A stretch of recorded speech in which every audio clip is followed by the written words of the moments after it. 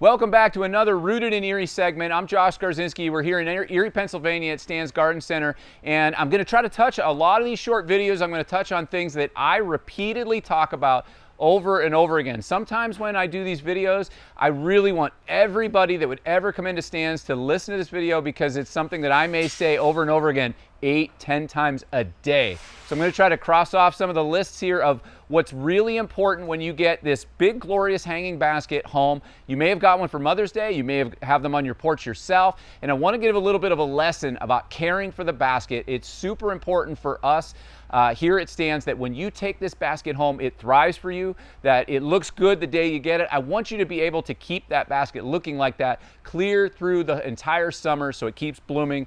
And one of them ingredients is water, and the second one is fertilizer. A lot of folks, when they take this basket home, they think that water is all that's needed, and it definitely is, but I want to talk about how you water, and then the second thing we're going to chat about real quick is making sure we get feed back in that soil. So watering this hanging basket should always be done by weight.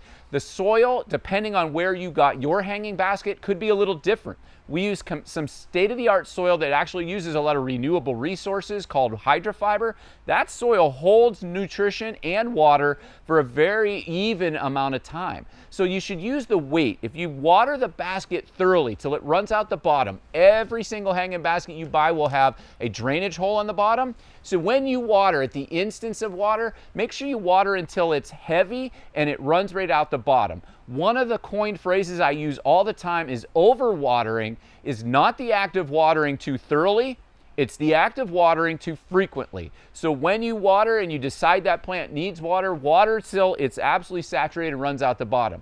Then wait again, regardless of how the amount of time is. On a dreary week that we're cloud cover, maybe it rained a little, it's cool, you pick it up, it may stay heavy all week long. If it's 90, breezy, sunny, it's using lots of water, you may be every day or every other day. Always use the weight of the plant, not your calendar. Lots of folks say, how often do I water? And I'm never going to give them an answer because it always goes by the weight. So if you determine that it's nice and light, again, water thoroughly until it runs out the bottom.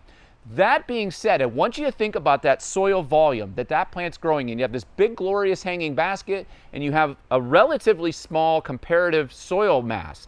I want you to think about that soil mass as like your dish soap, your dish sponge that you have, and you put a drop of soap in. So you have that dish sponge, and you imagine rinsing that soap out, you're going to get lots of suds. The next time you rinse it, less suds. The next time you rinse it, even less suds. I want you to think about that's what the soil is like with nutrition and fertilizer. You got to put those ions, those salts and minerals that the plants feed on, back into that soil periodically. So if you're only using clear water, you're rinsing the soap out of your dish sponge, and I need you to put some of that soap back. That's what keeps your nice color, your glorious vigor to your blooming, and how you do that is most commonly water soluble. Water soluble is very fast acting. It actually is absorbed very quickly in the plant. So you'll see a common brand. Everybody's seen Miracle-Gro, but the Miracle-Gro that you're going to use, the numbers matter. This is general feed Miracle-Gro. 24,816 is your numbers.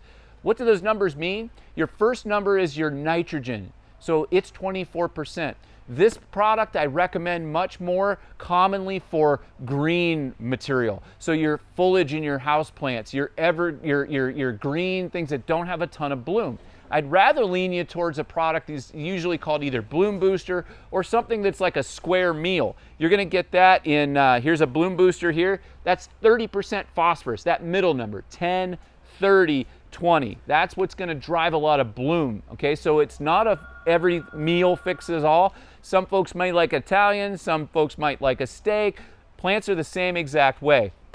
So I'm a giant fan just for general use. I'm a really big fan of this Pennsylvania-owned company. I'm good friends with these folks. They make the product that we grow with here. This is Jack's Fertilizer 20-20-20. That's an even meal. So you can't really go wrong. You have the same amount of nitrogen, phosphorus, and potassium. That's your major elements that you're going to use to grow a plant. You're going to see it's a granular kind of powder, water-soluble material. You're going to save yourself some old milk jugs, mark on it, plant fertilizer, don't use for anything else. You get a heaping tablespoon, dump it in that milk jug or a watering can.